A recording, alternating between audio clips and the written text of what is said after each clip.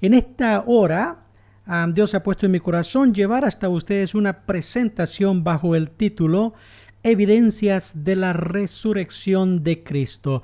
Deseo que Dios hable a sus corazones con este audio y que puedan ustedes también comprender estas evidencias que soportan la fe de todos los cristianos.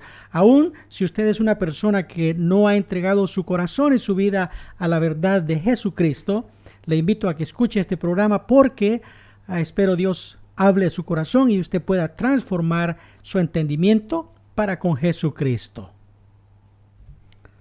Vamos ahora con el tema de hoy. ¿Sabía usted que la base fundamental del cristianismo radica en la resurrección de Jesucristo? Si usted no cree en su corazón que Cristo vive, entonces usted no es un cristiano, y si no es un cristiano, pregúntese entonces ¿qué es? Porque el evento más importante para los cristianos es creer que Jesucristo vive. En la historia de la humanidad se han levantado grandes hombres. Entre ellos, usted sabe, tenemos presidentes, filósofos, militares, conquistadores, matemáticos, religiosos, deportistas, y podríamos hacer una lista sin terminar. Pero cuando mueren ellos, también la gloria que ellos hicieron termina junto con ellos. Así nos podemos dar cuenta que tenemos algunas tumbas que se volvieron muy famosas, como las tumbas de los faraones de Egipto, Alejandro el Grande, Carlos Magno, George Washington, y si seguimos con la lista, pues nunca vamos a parar de hacer números. La diferencia entre toda tumba de estos grandes hombres comparada con la de Cristo es que la tumba de Cristo está vacía, porque Jesús se levantó de entre los muertos. Las Escrituras nos dicen en 1 Corintios 15, del versículo 16 en adelante, porque si los muertos no resucitan, tampoco Cristo resucitó. Y si Cristo no resucitó, vana es vuestra fe. Aún estáis en vuestros pecados. Mas ahora, dice la Escritura, Cristo ha resucitado de los muertos, primicias de los que durmieron es hecho. ¿Dónde está, oh muerte, tu aguijón? ¿Dónde, oh sepulcro, tu victoria? Pablo, apóstol, claramente enseñó a la iglesia en su tiempo, diciendo que si Cristo no resucita, vana es entonces nuestra fe. Por lo tanto, aún estamos con nuestros pecados, por supuesto, sin perdonar. Es decir, que no habría ningún propósito en que nos llamemos cristianos o que vayamos a la iglesia, pues al final de todo seríamos hijos del diablo y no de Dios. Suena fuerte, por supuesto, pero en la vida espiritual solo existen dos características de hijos: hijos espirituales o hijos de la obscuridad. La profecía de Cristo, o las profecías acerca de Cristo. Las Escrituras contienen cientos de profecías. En ellas encontramos más de 300 profecías concernientes al Mesías, o sea, al Mesías Jesucristo que había de venir.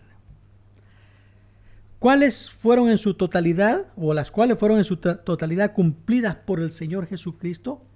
Incluyendo entre todo este número de profecías su propia resurrección.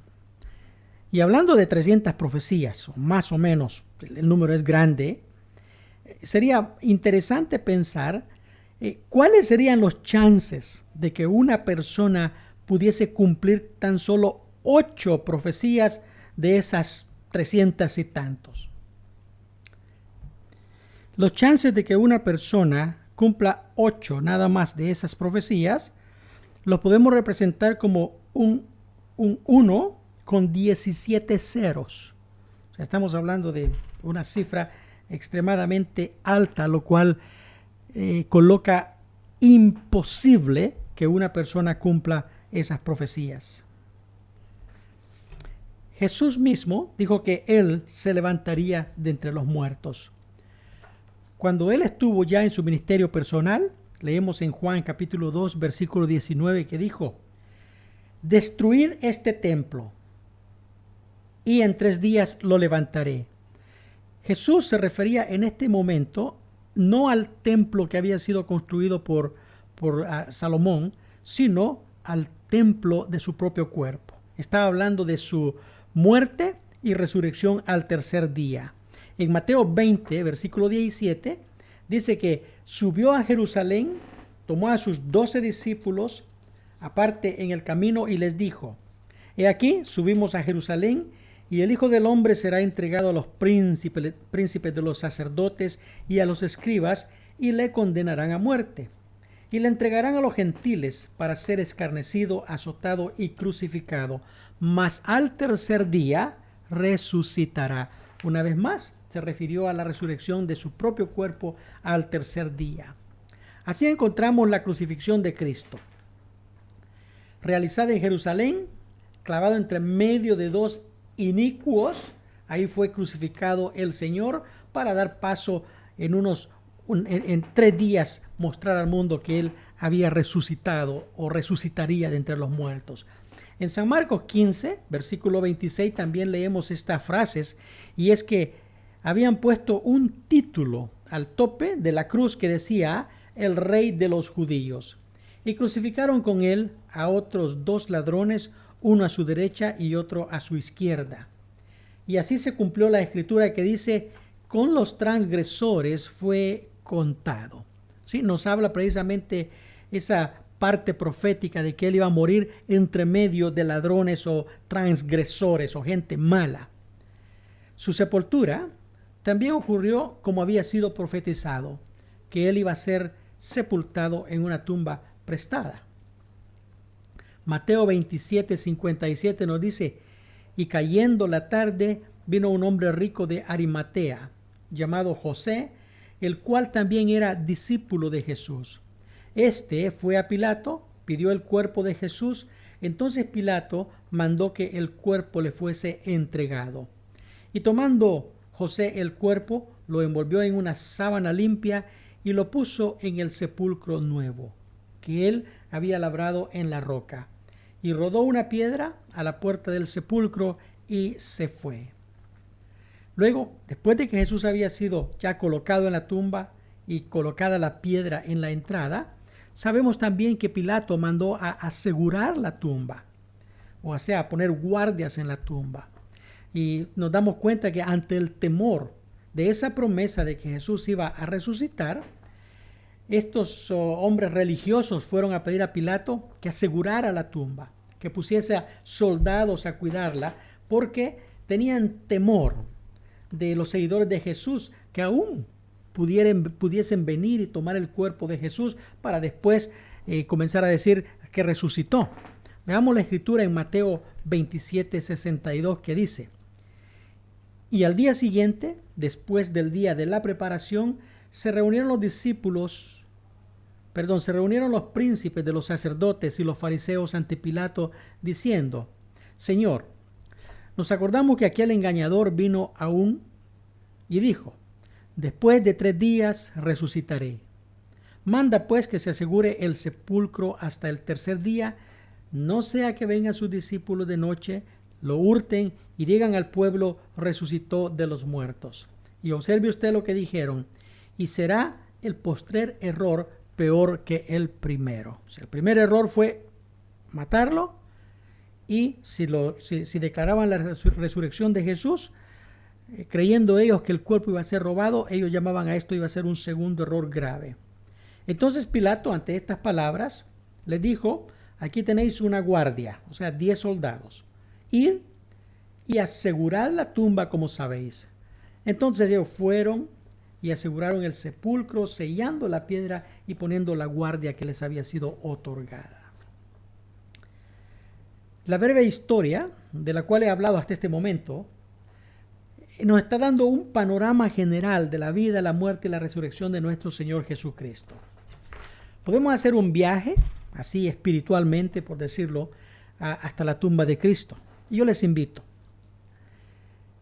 si podemos espiritualmente estar allá en Jerusalén, ¿qué vamos a ver? Vamos a ver una tumba sellada con una roca y 10 soldados romanos fuertemente armados custodiando el sepulcro desde el viernes por la tarde, sábado todo el día, y por supuesto esa guardia desaparece el domingo muy de mañana, desobedeciendo la orden de la tumba, largándose de ahí y arriesgando aún sus propias vidas. Los soldados salieron huyendo de la tumba el domingo y no vamos a discutir la razón, y fue la resurrección. Pero como dije, así espiritualmente es como que si hubiésemos viajado a Jerusalén en este tiempo de la cruz, de la sepultura, y vimos estas escenas, este panorama: la tumba, la roca puesta a la entrada, soldados cuidándola casi por 3 días, y en el último día los soldados desaparecen porque salieron huyendo. Ahora, ¿por qué se fueron del sepulcro? La razón es porque Jesús resucitó. Obviamente ya no había razón de seguir cuidando, porque ellos mismos fueron testigos de la resurrección. Los soldados fueron testigos. Veamos Mateo 28:11 nos dice: y yendo ellas, he aquí, unos de la guardia vinieron a la ciudad y dieron aviso a los príncipes de los sacerdotes de todas las cosas que habían acontecido. Y reuniéndose con los ancianos y habiendo dado consejo, dieron mucho dinero a los soldados. Observe usted eso. Después que los soldados regresan a presentarse a sus líderes y cuentan de lo que ellos vieron de los eventos de la resurrección, estos líderes les dieron dinero para que ellos no hablasen de lo que habían visto. Así le dijeron decir o cuenten esto: sus discípulos vinieron de noche mientras dormíamos y se robaron el cuerpo. Y si esto llega a los oídos de los gobernadores, nosotros, los líderes religiosos, los vamos a persuadir y lo vamos a mantener a ustedes seguros. Así que no se preocupen. Y estos soldados tomaron el dinero como fueron instruidos, y este dicho se divulgó entre los judíos hasta el día de hoy. El día de hoy estamos hablando casi unos 30 años posterior, cuando los evangelios fueron escritos, todavía se comentaban esas cosas. Vamos a hablar acerca de las fuerzas diabólicas. Desde el día de la resurrección de Cristo hasta nuestros días, fuerzas oscuras y diabólicas han luchado por negar la resurrección de Cristo, para llevar al mundo al caos de la incredulidad. Lamentablemente muchos han caído en esta trampa maléfica, y por esta incredulidad sus almas se encaminan a la condenación eterna.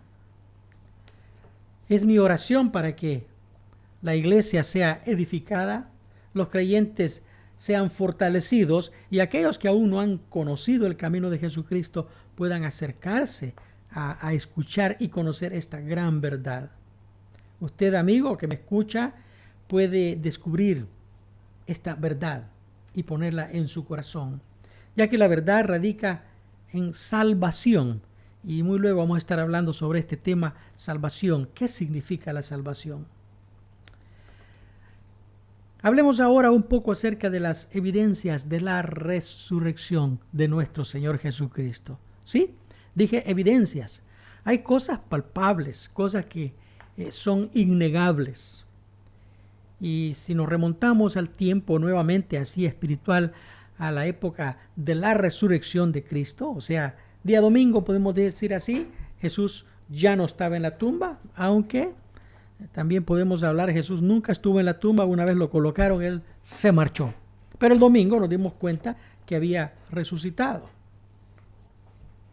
Pero hablemos un poco acerca de estas cosas que evidencian la resurrección de nuestro Señor Jesucristo.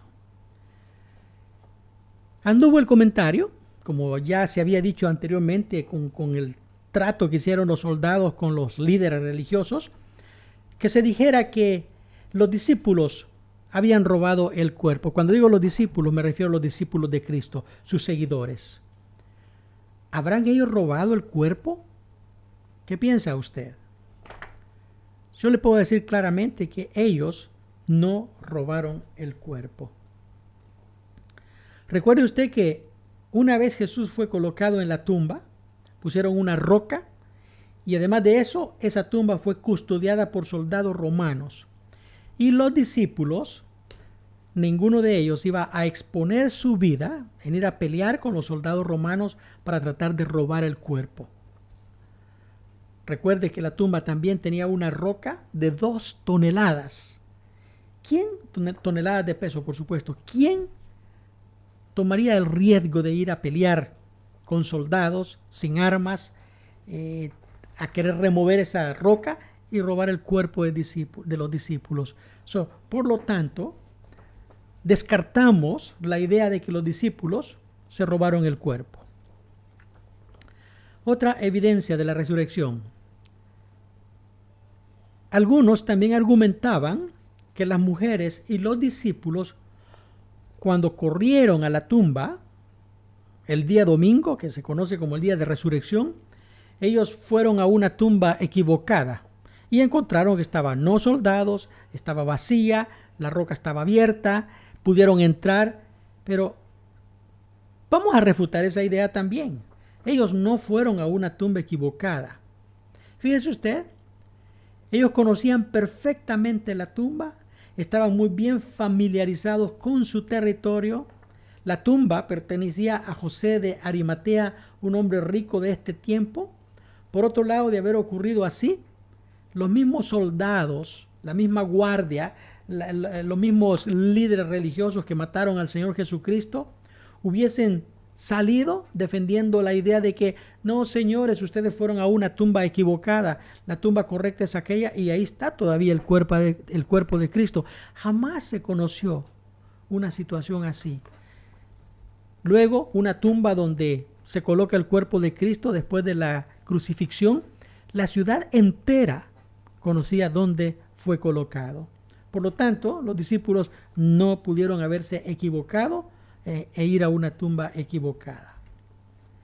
Otra de las cosas que se comentaban y que nos evidencian la resurrección, han dado siempre esa idea de que dicen que los romanos mismos robaron el cuerpo de Jesús.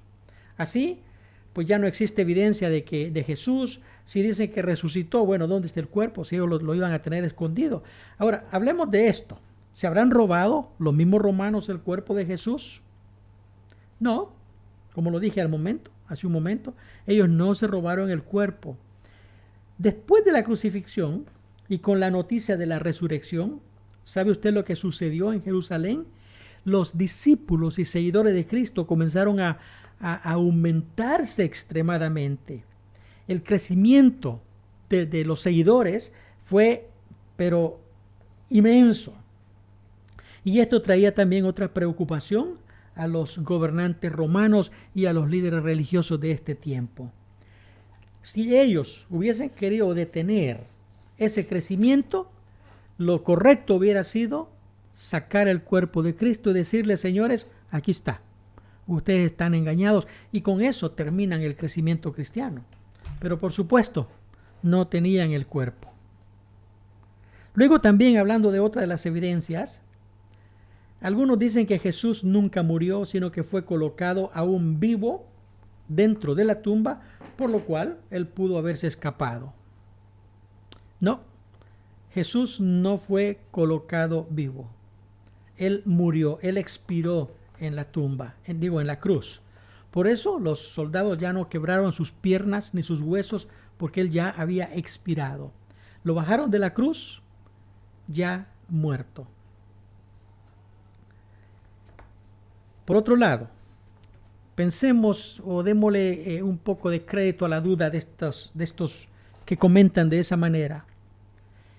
Después de la crucifixión, o sea, al momento de la crucifixión, las horas que habían precedido a la cruz nos muestran a un Cristo que había sangrado, había sido azotado, sufría, estaba débil, casi muerto lo llevaron a la cruz, casi muerto. Ahora, ¿cómo podía una persona moribunda levantarse dentro de la tumba, mover una roca de 2 toneladas, pelear con 10 soldados romanos y salir corriendo?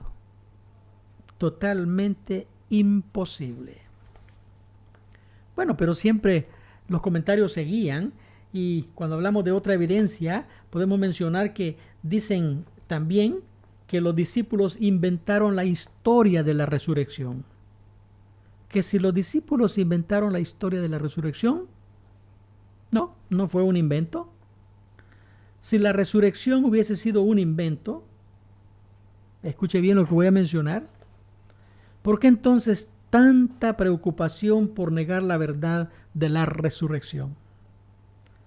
Algunos dicen que una mentira no puede durar 100 años. Llevamos ya 2000 y tantos años y siempre se sostiene la verdad de la resurrección. Después que Cristo resucitó y se apareció a sus discípulos, también tenemos otras evidencias, como la evidencia de que ellos vieron a Jesús resucitado. Y algunos dicen no, lo que los discípulos vieron fue un fantasma. Un momento. No, ellos no vieron un fantasma. Un fantasma, como lo conoce la tradición, no tiene carne ni huesos. Por lo tanto, nos damos cuenta que los discípulos hablaron con Jesús, comieron con Jesús y además tocaron su cuerpo y sus manos, aún sus heridas, aún el hoyo de los clavos en sus manos. Vieron las heridas en su cabeza por la corona de espinas, vieron los latigazos en su cuerpo, todo el castigo que recibió antes de ser crucificado. Por lo tanto, este no era un fantasma, era una persona de carne y hueso. Otros dicen que los discípulos vieron también una visión. ¿Una visión? No, ellos no vieron una visión. Una visión, en el sentido médico-científico, podrá ser vista por una persona, pero 500 personas a la misma vez. El relato bíblico es un relato histórico que se ha pasado de generación en generación desde el momento que ocurrió. Y es un relato que no podía ser negado, especialmente en el tiempo de la resurrección. 500 personas sostener que vieron a Jesucristo. ¿Quién podía negar esa verdad? El veredicto final de la resurrección de Cristo es que Jesús sí resucitó. Por eso Pablo, el apóstol, escribió en 1 Corintios 15, 55. ¿Dónde está, oh muerte, tu aguijón? ¿Dónde, oh sepulcro, tu victoria? Ante tales evidencias de la resurrección de Cristo, solamente nos queda pensar en la promesa de su regreso. Así como resucitó y ascendió al reino de los cielos, también nos dio la promesa que Él va a regresar. ¿Cuándo? La preocupación no tiene que estar en mí o en usted. La preocupación tiene que ser es que sí va a venir. Y preguntarse, ¿estoy preparado para cuando Cristo venga? Otros podrán mencionar, bueno, hace 2000 años que dijo que iba a venir y no regresa. Bueno, de todas maneras, si Él no viene en nuestros días, estamos preparados para irnos nosotros y encontrarnos con Él. Recuérdense que no somos eternos y que los años de nuestra vida duran en promedio 80, 70, si en lo más robusto 80, pero la muerte nos llega a todos en cualquier momento. Por eso en 2 Corintios capítulo 6, versículo 2 dice: en tiempo aceptable te he oído y en día de salvación te he socorrido. He aquí ahora el tiempo aceptable, he aquí ahora el día de salvación. Si estas evidencias, este poco de mensaje que he compartido ha tocado tu vida, yo te invito a que busques y conozcas más del Señor Jesucristo. Acércate a una iglesia con un fundamento cristiano sólido, donde se predique la pura verdad del Señor Jesucristo. Gracias por permitirme llegar hasta ti con este mensaje y espero dejes tus comentarios en este video o tus preguntas también para poder dar seguimiento más adelante con esta secuencia de mensajes, y también inscríbete a este canal para ser notificado cuando discutamos más temas. Que Dios te bendiga y gracias por escuchar. Soy el hermano Gustavo. Hasta pronto.